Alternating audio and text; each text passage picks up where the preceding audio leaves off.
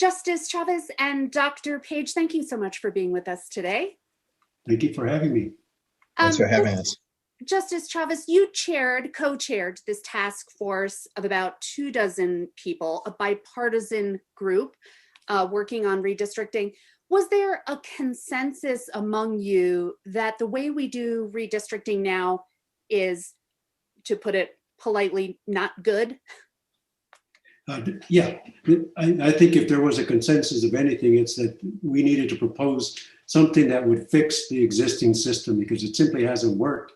Last couple of decades, the courts drew the maps at several $million taxpayer expense. So we put our heads together, and there were a lot of talented people, and came up with some really good solutions. One of them, which is a redistricting commission.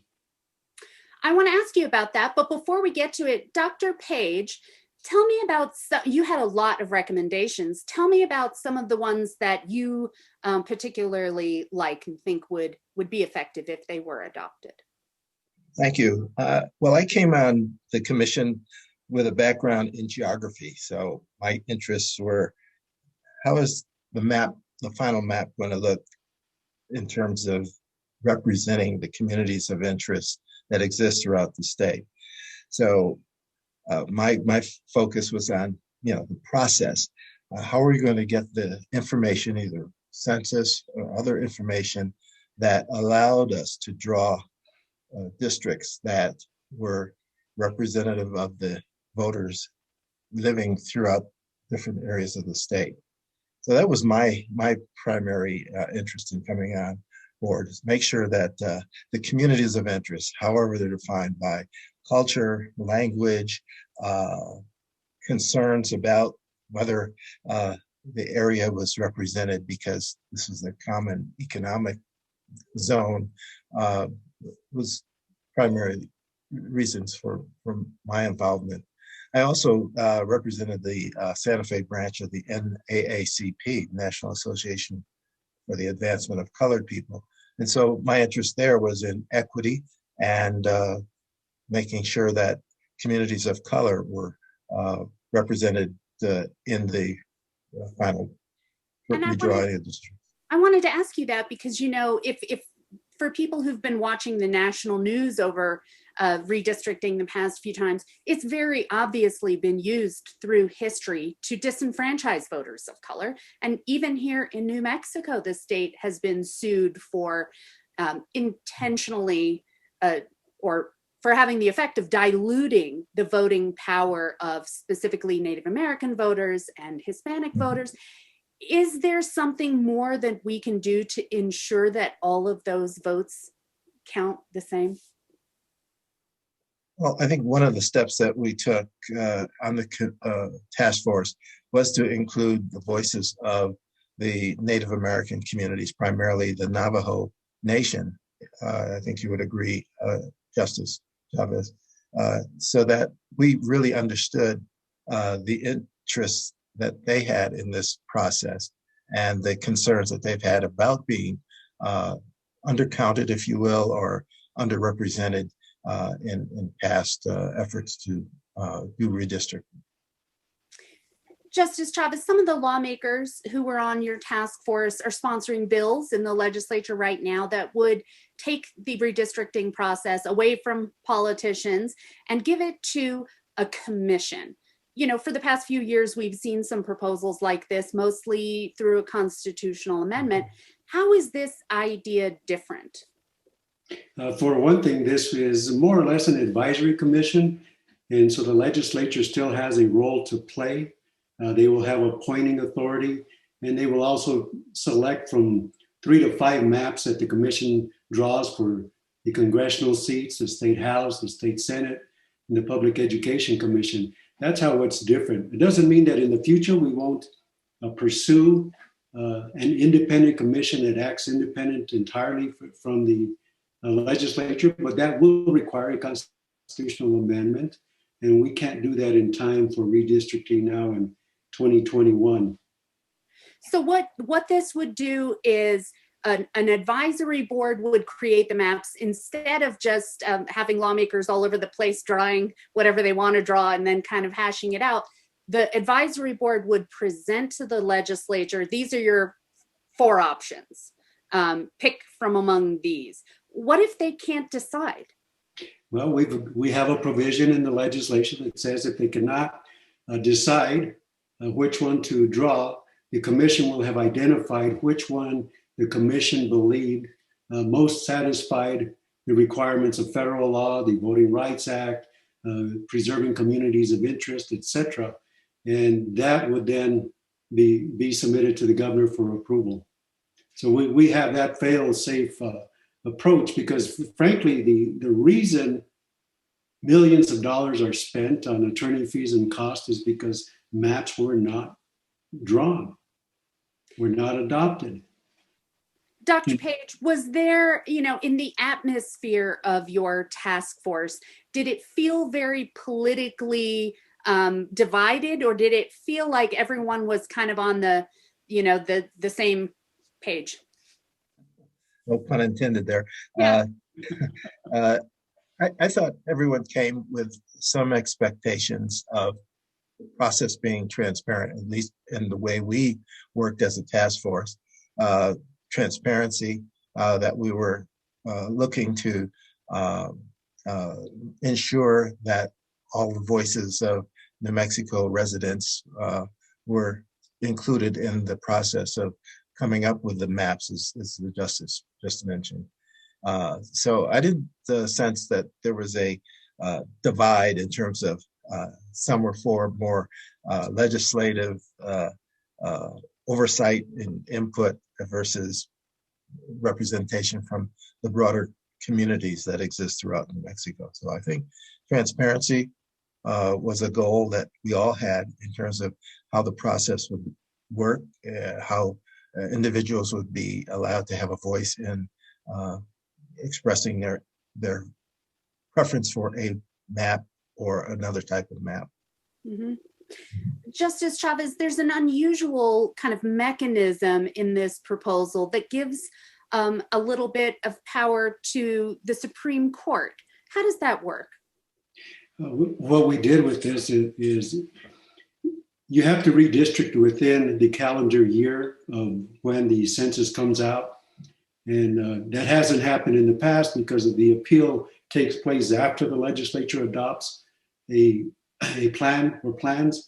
And so what we decided to do was actually try to use the Supreme Court as the exclusive jurisdiction to take a look at what the commission has done if somebody appeals one or more of the maps that were proposed. And so the appeal will go directly to the Supreme Court. It will be based on the record that was held between the public hearings, and the court could only annul or affirm the map. They cannot redraw the map, and then they would send it back down to the commission. But keep in mind that 3 to 5 maps are going to be recommended to the legislature, and so if only one map is appealed, and even if the Supreme Court annuls that map, there's still 4 others that were not appealed and could be adopted. So we've actually added the appeal process before it goes to the legislature, and that's very possible. If it doesn't happen, the Supreme Court would also have power to stay the consideration of the map that has been appealed, and that solves that problem. But I think the key, I think, to this redistricting commission is the fact that if you think about it, this is about giving voters a fair and equal opportunity to choose somebody who will best represent their interest. So it is them, the voters, who ought to actively participate in the drawing of these plans. And this act actually does that. Requires a minimum of 12 meetings. The first set is to identify communities of interest, minority groups that have a voting block, but the majority always can outvote them. And so you look at the VRA, you look at redistricting principles, you keep communities of interest together, and you learn all about that. You take that information, and then you go draw maps based on what you learned. And you catalog the information, and it's a record so that the legislature can see, so that the public has access to. Then you propose the maps as a rule, and you hold hearings with testimony. And then you use whatever you learned there to either tweak the maps that you had drawn and then go to yet another public hearing to adopt them. So the public knows exactly what you're doing. You have to evaluate the maps for compliance with federal law and the Redistricting Act. And everybody knows exactly what you've done and why you've done it. And what you're saying, it doesn't sound shocking, but it is very different from the way it has worked in the past. Just so everybody knows, this mostly happens completely not in public. That's the way it has been done here. But at the end of the day, Dr. Page, these maps are not hard to draw. I mean, a computer can just spit out a pretty fair map. Isn't that right? That's true. And we do have software now, and we were on the task force able to experience the use of some of that software to draw maps to meet the issues of or the criteria of compactness and other criteria that we want to achieve in terms of drawing fair districts. So one of the things that I think the task force really came together on was making sure that we had maximum public participation in coming up with an understanding of the redistricting process, but also in how those maps could be redrawn to reflect the communities of interest throughout the state. So the software is out there. There are several applications that we know that we can get out to the public and have them come up with maps that represent the interest in their locales. Mm-hmm. So, let me ask both of you. Good government groups have tried for a long time to take this power away from elected officials and put it in the hands of some other less interested, less self-interested party. Why do you guys think that your plan has a better chance this year than those have in the past? I can't tell you that we have a better chance, but I will tell you that the way that this act is drawn, it not only benefits the public, it also benefits the legislature. Because the legislature in the past has gone out, they met with groups in different regions of the state, but then they get back and whatever was told to them is really not synthesized or compiled for them. And so they sort of ignore it. We are required, or the commission would be required, to keep a record of all of the hearings, to summarize the information, to index it, to maintain it and make it available to the public and to the legislature. And not only that, when the maps are drawn, the commission has to evaluate every map in writing, summarize the justifications for the map, summarize why it's keeping together communities of interest, why the map does not dilute minority voting power, why they are compact, contiguous, etc. So everything is going to be provided to the legislature. And of course, they can still hold hearings. People can show up and testify about why they support one of the 5 maps over other maps, etc. So they are going to be better informed. And frankly, they don't get to choose who moves into their district or out of their district or what common interests now exist in their district. So it's important for them to adopt to a changing society. For the first time in 30 years, Democrats they control both the legislature and the governor's office, and the path is very clear for them to gerrymander pretty hard. Why should Democrats give up that power now when they finally have it? I would say to avoid being sued for gerrymandering. That's a primary reason. And you as a public official should not think of yourself as somebody who has official power, but as somebody who is a public servant. You serve the public, and you ought to honor our democracy by making sure that all people have a fair and equal opportunity to elect someone of their choice.